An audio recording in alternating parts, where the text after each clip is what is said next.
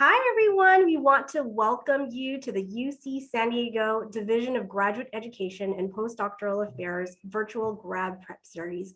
We're excited to see all of you today. And today we're going to talk a little bit about UC San Diego Graduate School and our admissions programs.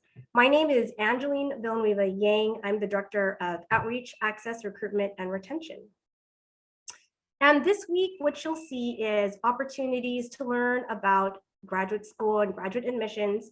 On Tuesday, you'll get to hear about graduate school funding. And then the rest of the sessions, you can pick and choose which sessions make the most sense for you. So you'll have an opportunity to meet from graduate coordinators in cognitive science, data science, and psychology on Thursday. And then on Friday, if you're in a STEM major, you can learn about the GEM Fellowship.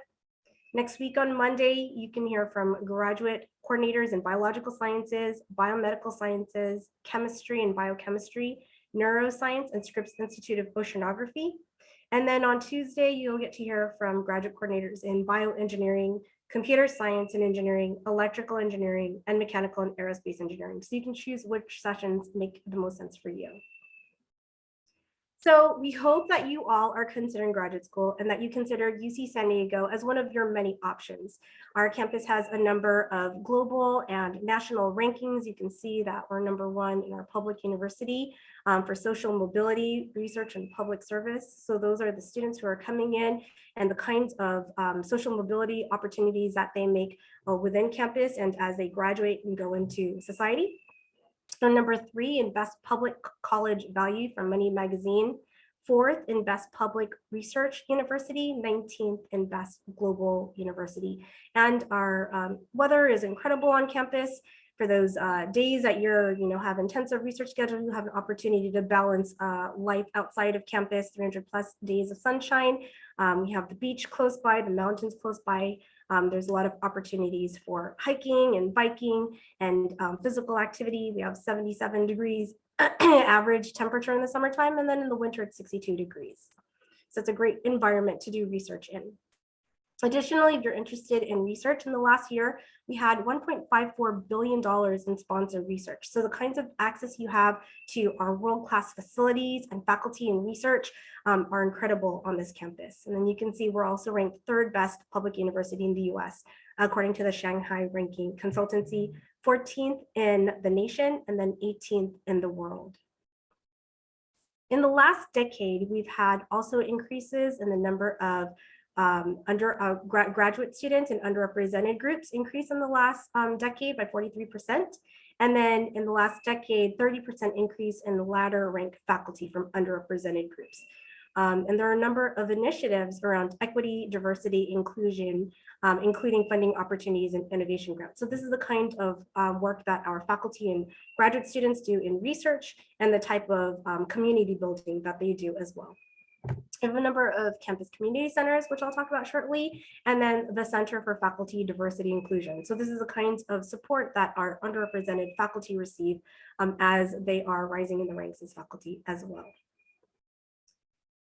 This is a list of some of our graduate programs in the STEM academic departments. You can actually go to each of these programs' websites and get to learn a little bit more about the programs, this research that the faculty are doing, the faculty, and more information on each of these program websites. There are currently 3,800 students in our doctoral programs. And this is a list of some of our non-STEM academic departments. And in total, we have about 9,500 graduate and professional students in our programs.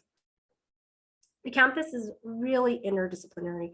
That is something that's encouraged on campus. And so maybe a student at Scripps Institute of Oceanography working with students in biochem department, biological sciences, and engineering. So there's a lot of cross collaboration that's encouraged across campus. And that's the work that you do with graduate students and faculty.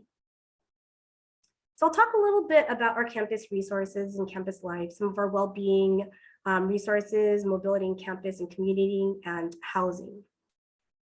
So we have a number of campus community centers. These are physical centers on campus, including the Black Resource Center, the Women's Center, Veteran Center, Cross-Cultural Center, the Rasa Resource Center, Undocu Office, LGBT Resource Center, Apameta, which is Asian Pacific Middle Eastern Desi American Group, and then Intertribal Resource Centers. And so these are a really good opportunity to build community, to collaborate with students and faculty and staff across campus, and to really find a place where you can build a sense of belonging, gain some social justice experience, leadership skills, and engage with other students. And we also have graduate interns at each of our community centers who develop programming across the centers. We also have graduate climate interns developing programming in each of schools and academic departments as well. So you have opportunities to build community within your centers and within your disciplines.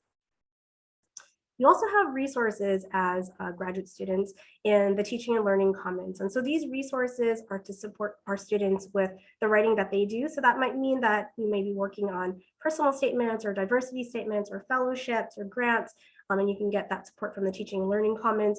And then also as students become TA and teach, there are opportunities to participate in workshops to gain the skill sets to develop syllabus and to develop how to teach in a remote environment or how to create an engaging in-person environment, things like this.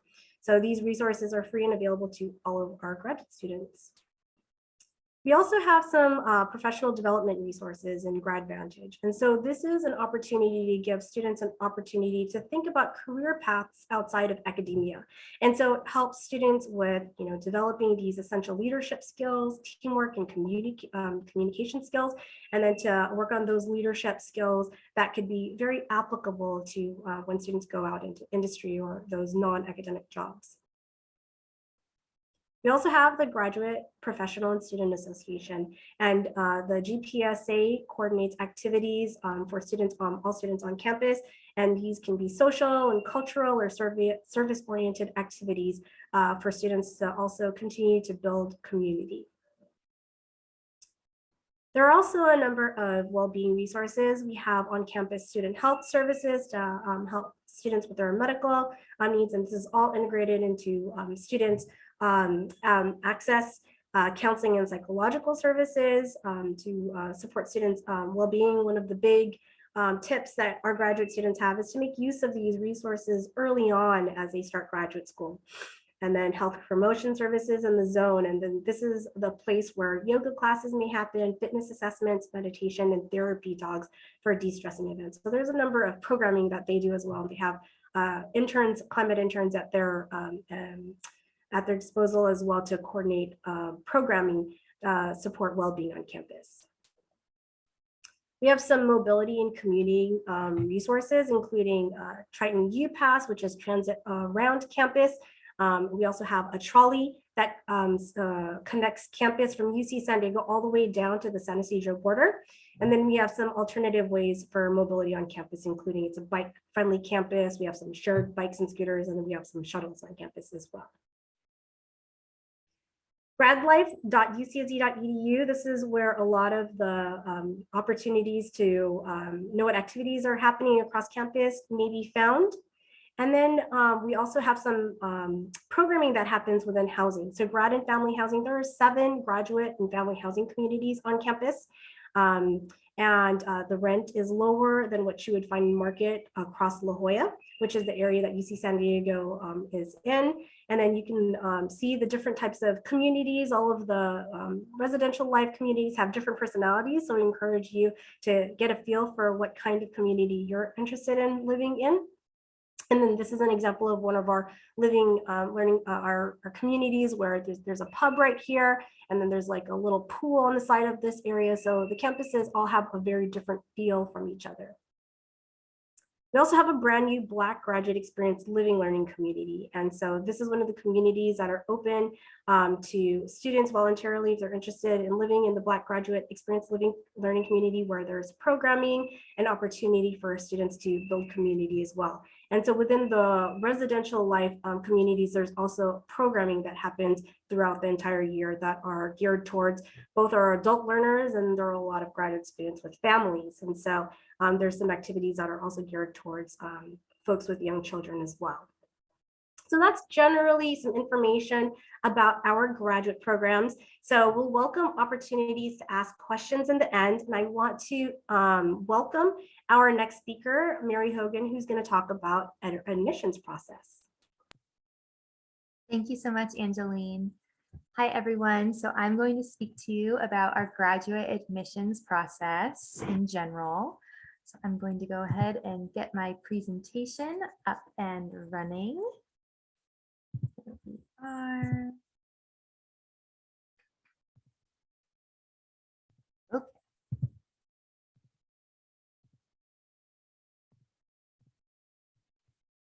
All right, so as Angeline said, my name is Mary Hogan. I'm the Director of Graduate Admissions here at UC San Diego.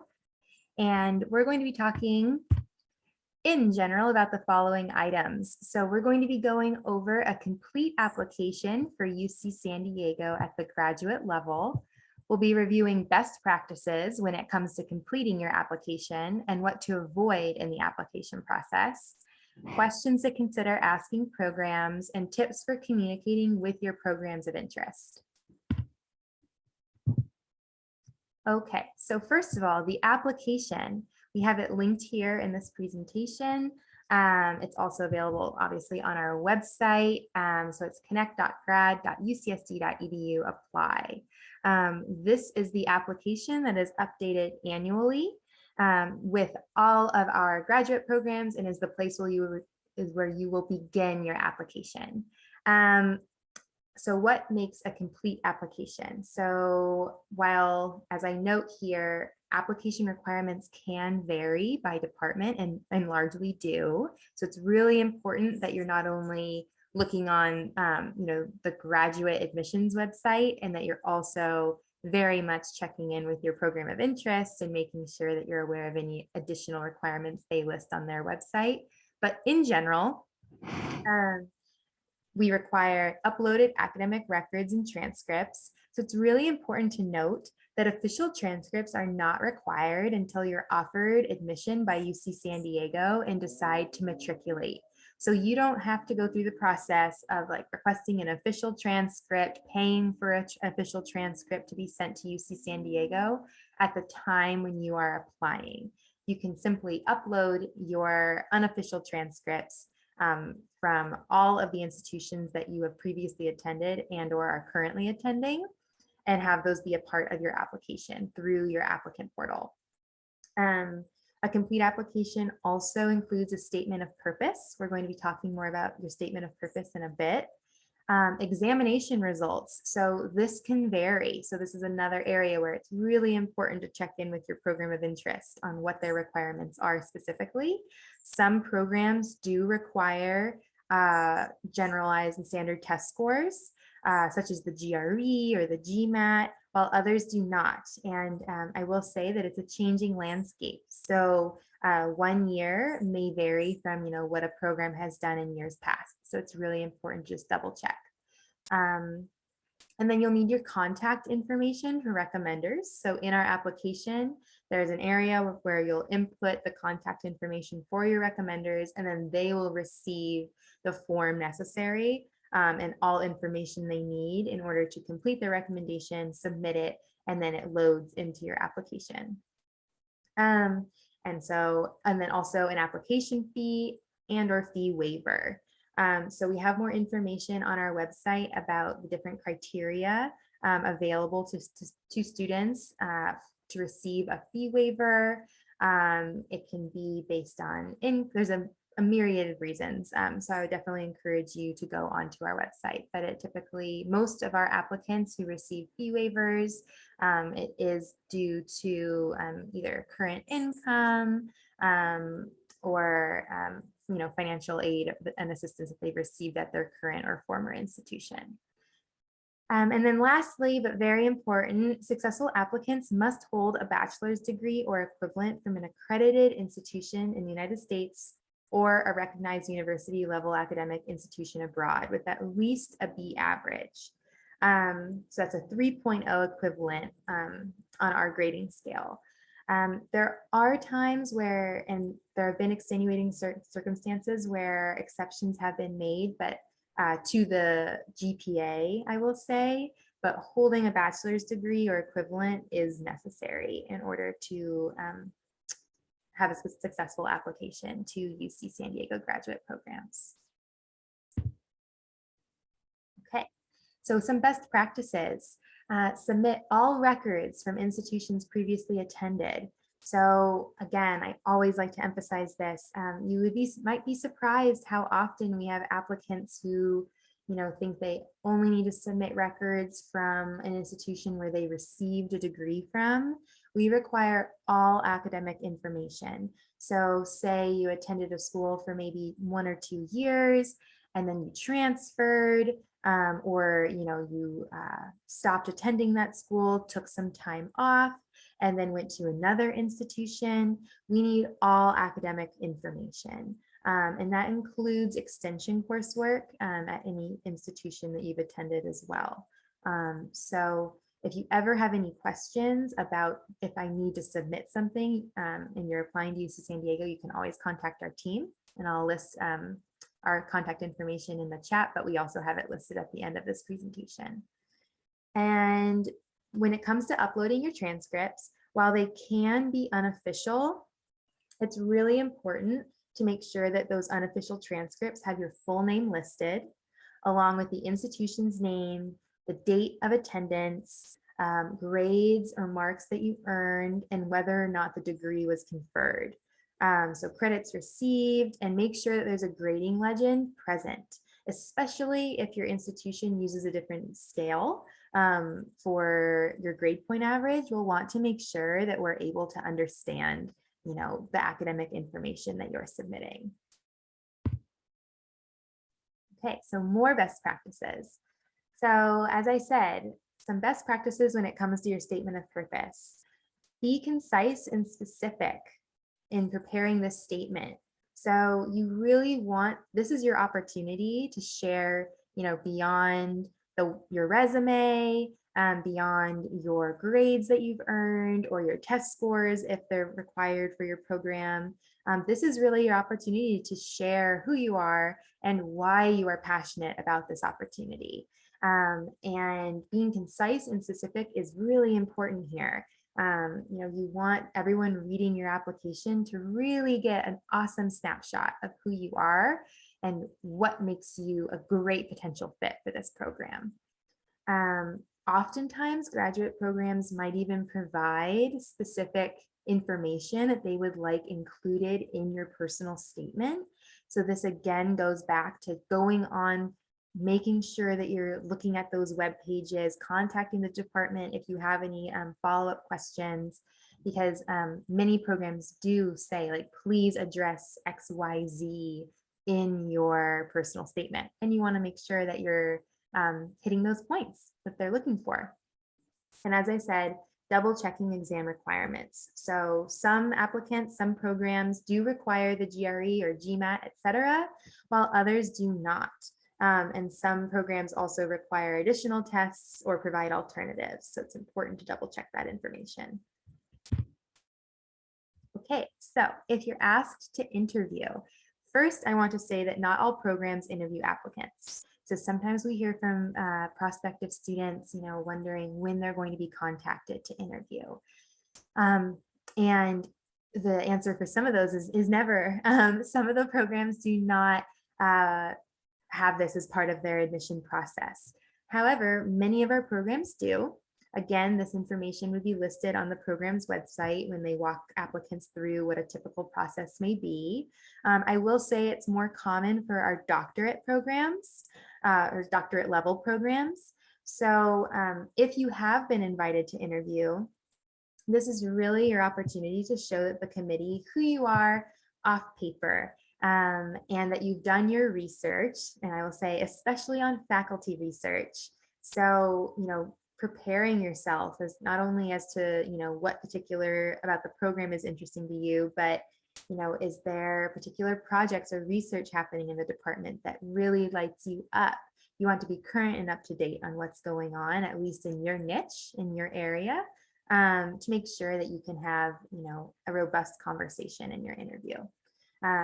Be yourself and focus on why you're interested in that particular program. So again, this is your opportunity to be specific and to ask thoughtful questions about the school and program,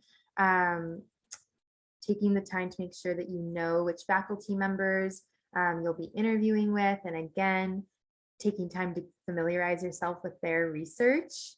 And then this last piece is a recommendation I always make to individuals applying to study at any level. Reread your application materials. So sometimes there can be a pretty significant amount of time, a few months between the time where you apply and the time where you may be hearing about an interview. And remember that your interviewer, they only know you based on your application. And so it's really useful to make sure that you jog your memory of like, oh yeah, that's what I included in my application. That's like, I might receive follow-up questions on XYZ items. Like, let me take some notes and make sure that I'm prepared to expand on those areas. And so I find that really helpful, just so that you're not, feeling overwhelmed on, what direction the interview could potentially go. It'll really help you kind of have a core area to focus on, and then you can branch out in your interview from there. Okay, so communicating with graduate programs. Some of this may seem obvious, but I'm going to go over it anyway because we see a lot of the do not list here, and I want to do my best to help you all avoid these pitfalls. So I guess I'll back up. When you're communicating with a graduate program, oftentimes the first way that you're communicating is by email. Which is wonderful, but can oftentimes feel pretty impersonal. But there are some great ways to be able to make your email stronger, more concise, and personal, and memorable. So one of those areas is having an informative subject line. So not having your subject line is like hello. Many of these programs, if not all, are receiving an extremely high volume of email inquiries. And if you're reaching out to a professor specifically, they have very full schedules. They have a lot of different projects that they're managing, coursework, research. So you want to make sure from the get-go that they feel like they know, like that your email catches their eye and that they know what they're opening. So in that vein, be concise. So your email does not need to, nor should it be like a personal statement. It should not be an essay. It should get to the point. So again, being specific, stating your interest in the program or their research and why, and be formal. So dear Dr. So-and-so, sincerely your name. It sounds super obvious, but you would be surprised on how many times we end up in this do not category. So using slang, abbreviations, or emoticons in your email. I love emoticons, but professional emails are not the time to use them, especially when you're introducing yourself and making that first impression and stating your interest in their program or their research. Do not send a general email if you're communicating with professors, like, hello, I like your research. Can I participate? Can I work with you? I think you're great. That is not going to provide a whole lot of meat for those professors to feel like you're engaged or that you've done your research. And with the volume that they're seeing, you're not setting yourself up for success when it comes to hopefully, receiving a response or creating a dialogue and creating a relationship to really determine if this is a great programmatic fit for you. Okay, so this is my final page, but again, those are all some high-level tips for a complete application. There always are questions that come up in the application process. And so when it comes to the application itself and the requirements, myself and my team are here to support all of our applicants. We do our best to respond to applicants within 48 to 72 hours during the work week, during work hours, so Monday through Friday. And this is our email address. So we have gradadmissions@ucsd.edu. And please email us with any questions you may have. We're excited to be working with you all and to assist you hopefully on your next step in your graduate journey. Thank you so much, Mary. Really appreciate all of that incredible information. I think what we're going to do now is we are going to go into Q&A. So if folks have any questions, please feel free to drop them into the chat. And I already have a question that we want to ask. And I'll go ahead and read it out loud. And Mary, I think this is a question for you. All right, so this is a question about transcripts. My transcript at a university includes coursework from a community college, only 1 to 2 courses, because they requested it as well. Can I just submit my transcript for my school since it includes coursework from the community college? Thank you.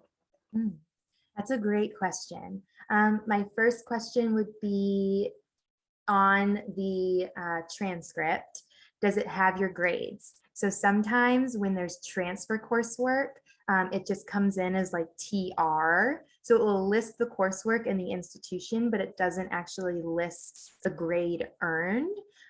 So if that's the case, my response would be you need to have the transcript itself sent to make sure that we receive that specific academic information. If the grades are listed on there and the transcripts clearly states all of the information like dates attended, states, the name of the school, and the grades earned, then you could just include it as the one transcript. But you would want to make sure that all of the information is there. Thank you so much, Mary. I encourage students, does anybody else have any questions? I want to give a couple minutes for those to be typed up into our Q&A.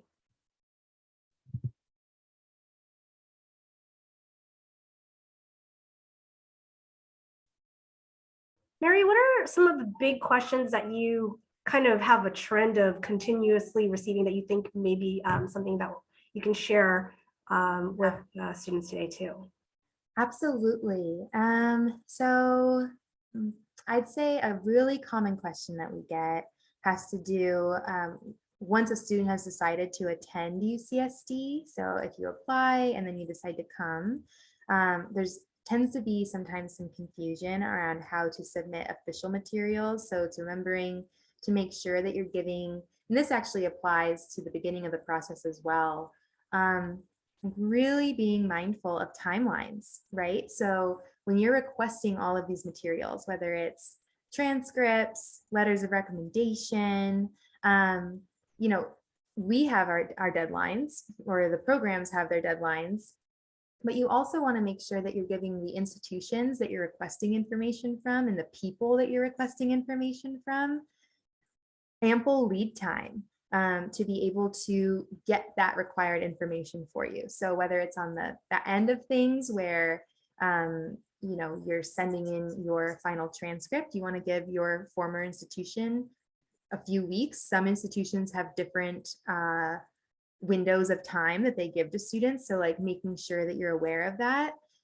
And then in line with that, we receive a lot of panicked inquiries from students when they're applying, asking like, oh, is the deadline for my program the same deadline for my letters of recommendation? We get this a lot. And so while your recommenders will still be able to submit your letters of recommendation after the deadline. So they'll be able, it's not like the hard cutoff like in our system, they'll be able to submit them. Where you run the risk is if your recommender submits something like weeks later, departments jump in after the deadline and are starting to review your information and they might not see it. Like you run the risk of them already reviewing your applicant file that may have been incomplete and missing letters of recommendation or other additional materials that are important to your candidacy.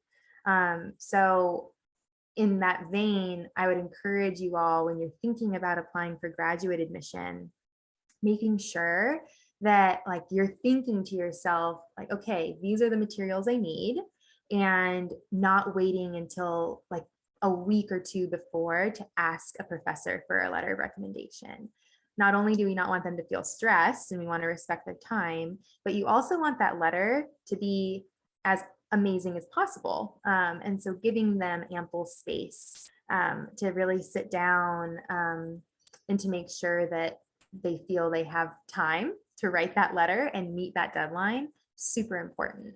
So I would say that's one big area that we see. We receive a lot of questions around fee waivers. So just a quick note, if you fill out our application and qualify for a fee waiver, you do not need to pay when you submit your application. So sometimes students get a little nervous thinking like, oh, especially if they're applying right on the deadline, they get nervous that their application won't be considered if they submit it without payment and check the fee waiver box to be considered for a fee waiver. Our team will always be following up with a decision on a fee waiver, and we do so pretty quickly. We do our best to do so in 24 to 48 hours. So when you're submitting your application, if you're requesting a fee waiver, just know that it's going to be reviewed. You will be receiving either an approval message or a request for more documentation if there's any, question marks. But you don't need to submit payment if you're also qualified for a fee waiver and requesting a fee waiver. So I like to always highlight that because it can cause some confusion and just some stress for students. Yeah, trying to think. Oh, I wanted to add to that some of the graduate prep programs that students participate in, including the STARS Summer Training Academy Research program, the McNair programs, all the LSAMP and CAMP programs. There's a list of different programs that are eligible for fee waivers as well on the website. Awesome. And I see a few other questions here. So I see one great one about deferrals. So what happens if we need to defer our admission for a year? What's the process like, and is it difficult? What are some of the reasons UCSD would allow a deferment?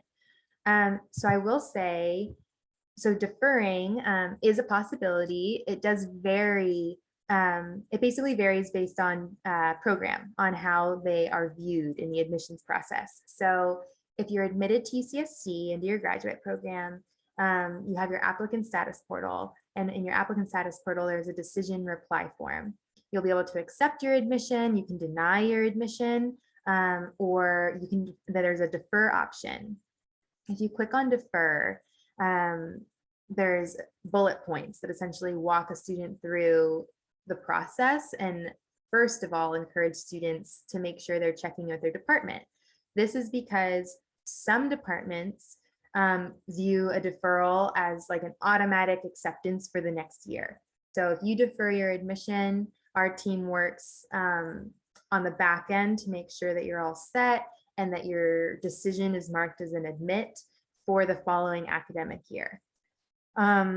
Whereas other programs do not operate in this way. And it may be that if you choose to defer, you are also kind of you're essentially agreeing to your application being reconsidered the following year. So it's not an automatic admit, and you will be reevaluated with the next cycle of applications, and are not guaranteed to be admitted again.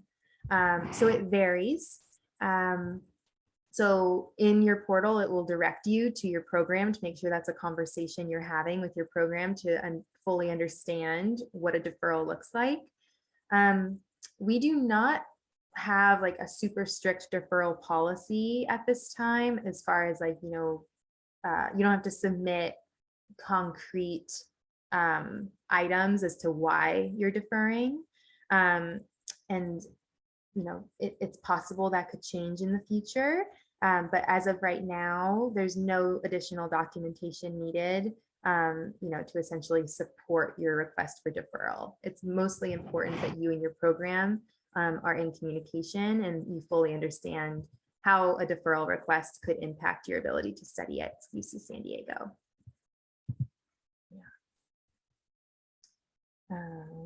Let's see here. We've got some other questions rolling in. So this is a good one too. Thank you. Is there a limit to how many graduate programs we are allowed to apply for in an admission cycle? So I'm going to answer that part first. So yes and no. So students are permitted to apply to multiple graduate programs as long as they're in different departments. So what that looks like essentially, so there are different concentrations within some departments. So say you are interested in computer science. There are a few different graduate programs within the computer science department. You cannot apply to multiple computer science graduate programs at one time, but you can apply to a computer science graduate program and an electrical engineering graduate program. Like those are separate departments. I would say that's the most common one, like kind of near overlap that we see. Obviously, you know, graduate students or prospective graduate students have very particular interests. So it's unusual that we would see a student apply to like a master's in the Scripps Institute of Oceanography and also linguistics. And you know, it's common, I'd say, more in the engineering, mathematics, computer science realm that we see some students in cognitive science, see some students exploring different programs that way, but you can't apply to two within the same department. So just important to note. And then if we qualify for a fee waiver, are we allowed to use it for multiple programs at UCSD? Great question. The answer is no. So if you qualify for a fee waiver, it can only be applied to one application. And so, you know, there's various reasons for this, but one of them is to really, like, we want students to be really thoughtful about, you know, the programs they're applying to. We don't necessarily encourage students to apply to, you know, as many programs as possible.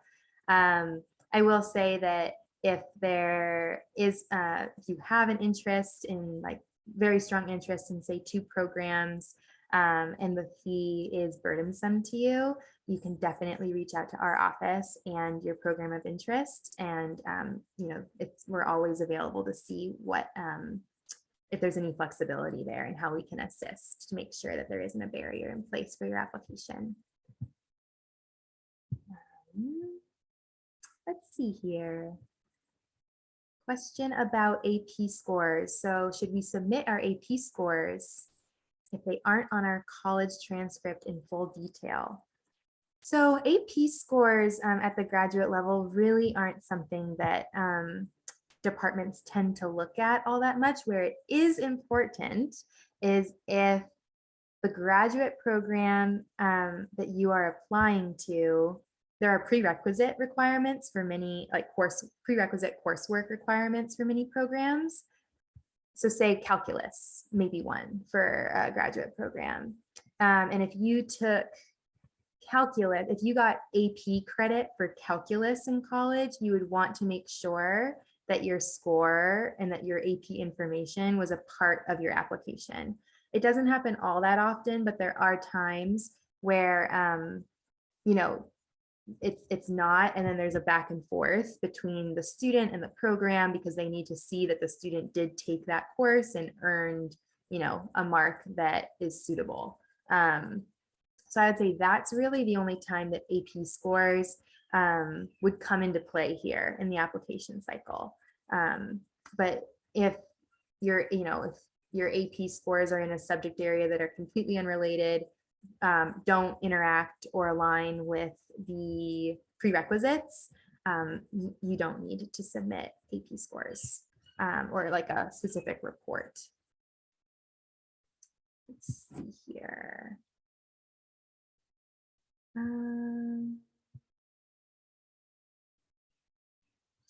Yeah, so I see some of these are, let's see, some of these are more general. Can I list some qualities that UCSD grad admissions looks for in applicants? You know, there's really no stock answer here. I would hope that you, you know, along with my general tips that I included here, you know, I would say obviously like a strong academic record. You know, every program is going to be different. So that's what I'll say first. Every program is going to be a little different in how they're evaluating applicants. So I would say when it comes to being a strong applicant, that's where, and this is where I've continued to circle back on, like really fully understanding the program that you're applying to, and why it aligns with your interests and passions is going to help you be a stronger applicant. So of course, a strong academic record, strong letters of recommendation that help personalize you to an admissions committee. Again, that's why it's really important to give your recommenders time and space to write those letters of recommendation.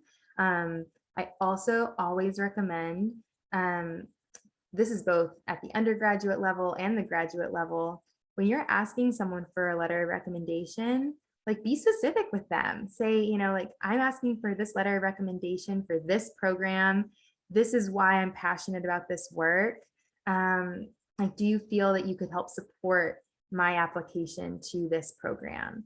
Because for many students, there may have been quite a bit of time between the time that you studied with this professor. And professors have many students in their classrooms oftentimes. And so being specific with the professor, to help them help you in your application process is something that I always encourage.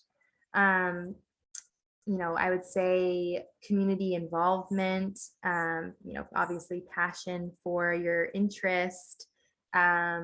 It really varies based on department, but I'd say that those are some high level areas that will certainly help you be successful in the admissions process overall. What else do we got here? Okay, recommendations. Do you prefer recommendations to come from professors that we took classes with, or should we look to PIs and previous supervisors? So we do require that, I believe most programs, it's at least 2. Some programs require 3 letters of recommendation from, again, you want to check with the program, but generally it's at least 2 letters of recommendation from professors who have taught you in the classroom. They should not be from TAs or PIs. Like, typically programs want to see those letters from professors. There can be some variation there, so always check with the program. And if you are concerned about that requirement, where sometimes students will submit like a supplemental letter of recommendation from someone that may have worked closely with them in a lab or in a different, research experience, to help provide more insight and, just to make their application stronger. So that's important. Yeah, let's see. What is the preferred GPA and GRE score for UCSD? So our minimum is a 3.0 for a GPA on a 4.0 scale. Obviously, so that's our minimum. We don't have a standard preferred GPA that we list aside from our 3.0. Some programs do require a higher GPA. So the 3.0 GPA that's our minimum requirement for our applicants. However, there are some programs that have a higher GPA requirement. Like maybe I think there's a few that have 3.2. I know that there are a few that come to mind that have a 3.4 requirement. So again, it's super important to really make sure that you're doing your research on the application, on the program. If you ever have questions, if you're not sure if the information is accurate that you're looking at, or you see conflicting information, you can always reach out to our team. You can always reach out to the program. We're all happy to help. And then preferred GRE score.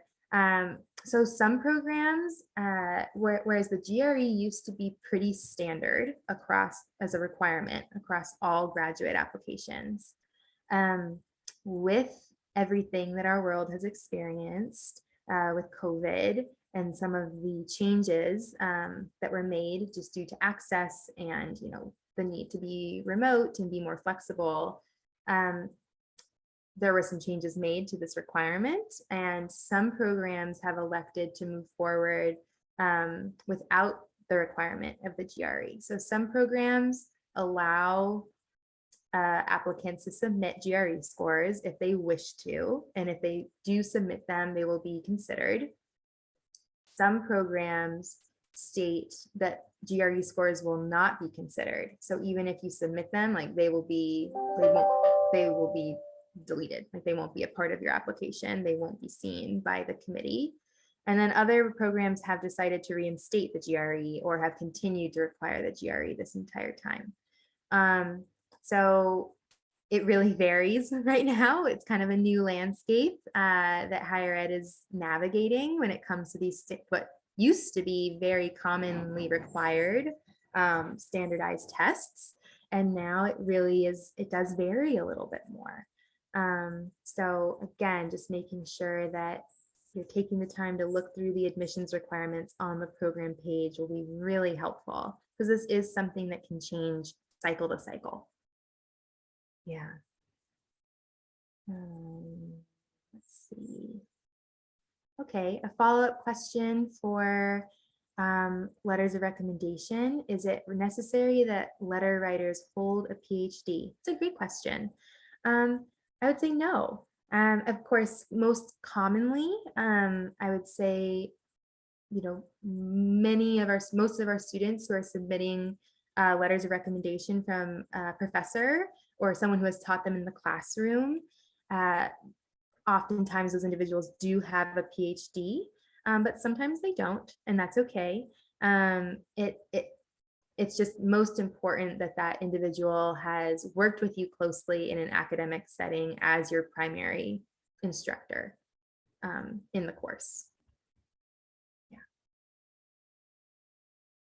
Let's see. And then I have a question here that's around, like, if you're a student at UCSD as an undergraduate, and whether or not your application is reviewed in the same fashion. So applicants, whether you are a current undergraduate student at UCSD or you attend a different school in the UC system or outside of the UC system, all applicants are reviewed in the same process. So there is no, like, your application is reviewed with all applicants. It's not reviewed, you know, against, as some people may say, other undergraduate students at UCSD and only them. When you apply to a graduate program at UCSD, you're reviewed by the committee in a holistic manner with the rest of the pool for your program. And let's see, we've got one more question here. So we've got a transfer student, hasn't built relationships at their current institution, but they have a professor at their community college who I took almost my entire 2 years with. And wondering if letters of recommendation need to come from the school that you're currently enrolled at. Great question. The answer is no. So you can absolutely request a letter of recommendation from this professor at your community college. Like many students go from a 2-year to a 4-year institution when they're getting their undergraduate degree. And we absolutely encourage students to submit letters of recommendations from professors who they feel know them well and know how they function in an academic setting and can speak to their strengths.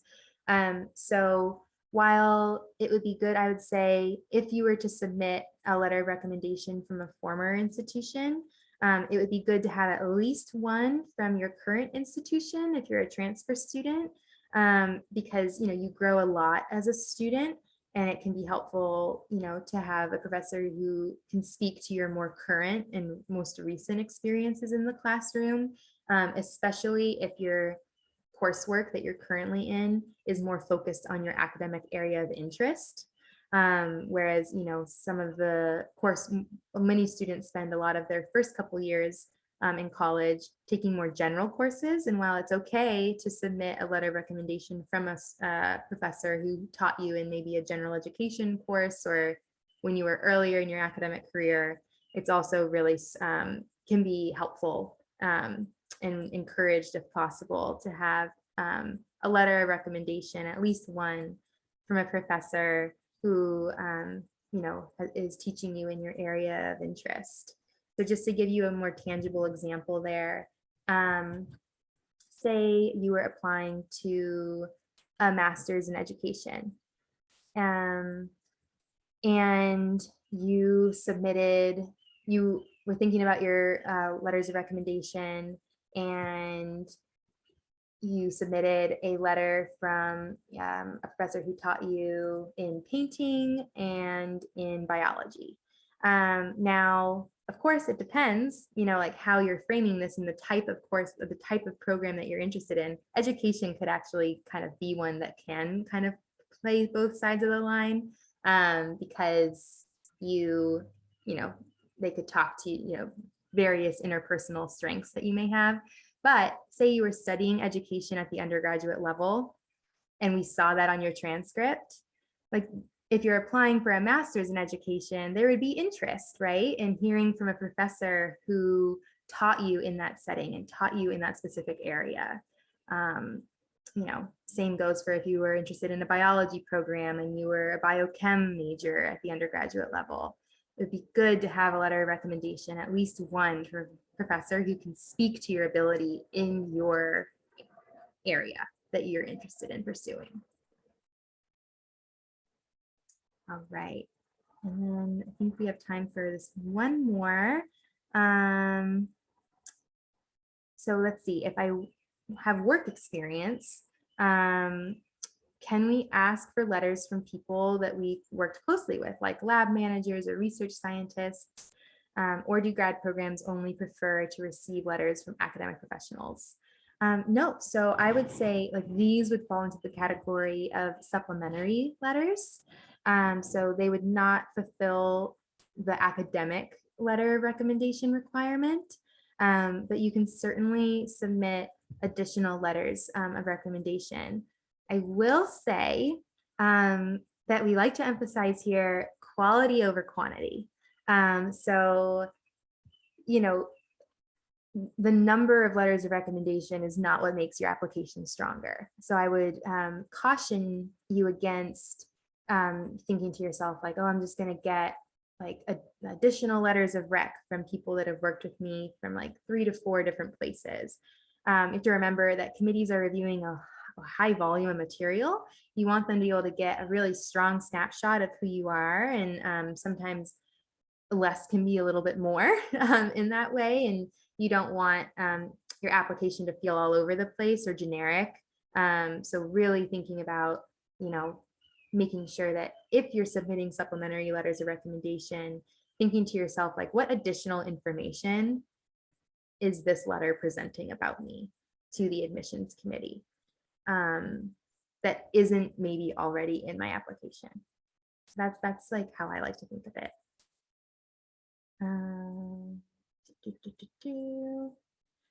So this question I kind of already touched on. It's asking if there's priority given to UCSD students when it comes to applying to graduate school at UC San Diego, and no.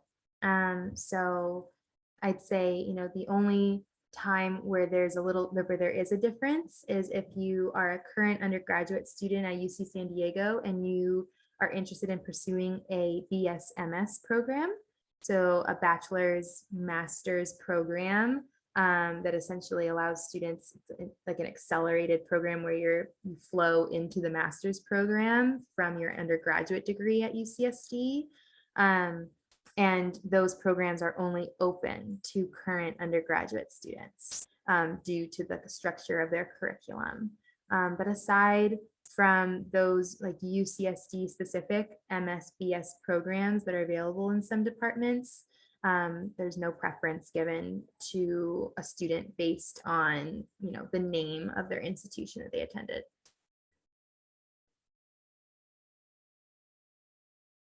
Yeah. Any other questions? Mary, there's a couple of questions in the chat. Okay. That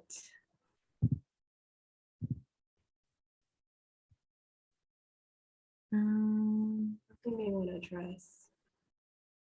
Let me see here. There's a question about, can I still do a postdoctoral program by enrolling to take classes as non-degree students to boost my GPA? Can I take classes at a community college? So it seems like a student is interested in boosting their GPA to make them more competitive for grad school, and they may have perhaps graduated already with their bachelor's degree. Okay. Or are there opportunities to make yourself more competitive after you've already completed your bachelor's degree? Yeah, sure. So I would say here, so if your GPA is below a 3.0, any additional work essentially that you're doing in attempts to show your interest and show that you are working towards, either improving your knowledge or, continuing your academic journey is of course a positive. But it wouldn't necessarily boost your GPA from your undergraduate institution, if I'm understanding the question correctly. So it would not be factored in, like if you're taking coursework after you've graduated with your bachelor's, like that, those grades earned wouldn't be actually factored into your overall cumulative undergraduate GPA. However, it would be additional academic information that could be very useful to the committee to review. So an example of that might be, say you attended your undergraduate institution and completed your degree quite a while ago and have grown a lot since that time. Your academic interests may have shifted. There might have been extenuating circumstances going on in your life that made it difficult to balance school at that time. These are all factors that would be considered.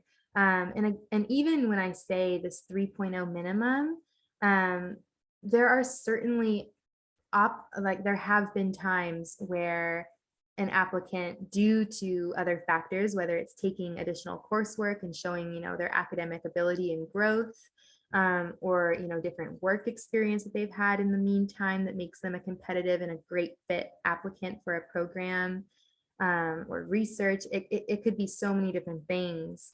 That can lead the committee to make a decision and to essentially decide to admit someone, or to request to admit someone with a GPA at the undergraduate level that is below a 3.0. So if you do have a GPA that is an undergraduate GPA that is below a 3.0, I absolutely encourage you to reach out to the program and just learn more about, share more about your specific circumstances and ask if, your snapshot profile is one that may be able to be considered. They won't be able to tell you necessarily how competitive you would be in the process, but they will, without reviewing a full application, but they will be able to let you know whether they even entertain the opportunity to review an application from an applicant who has less than a 3.0. Because as I said, this is a holistic admissions process. So the 3.0, that's UC wide, that's a minimum for graduate study. But we also know that life happens and people are oftentimes juggling a variety of extenuating circumstances that can drastically influence your academic ability. And people are much more than their GPAs and their GRE scores. And we're really looking at your experiences, who you are, how you have contributed to communities around you, and also how you could continue to contribute to the communities around you. And, what would it look like to have you here on campus with us, and a part of our community? So hope that helps answer your question. I want to thank you so much, Mary, for being here today and being such an incredible resource and wealth of knowledge to our students. You've covered a lot of ground, and we're really thankful for all of the support you've given us. So with that, we want to conclude our session and thank all of you for attending. Have a wonderful day. Goodbye, everybody. Thank you.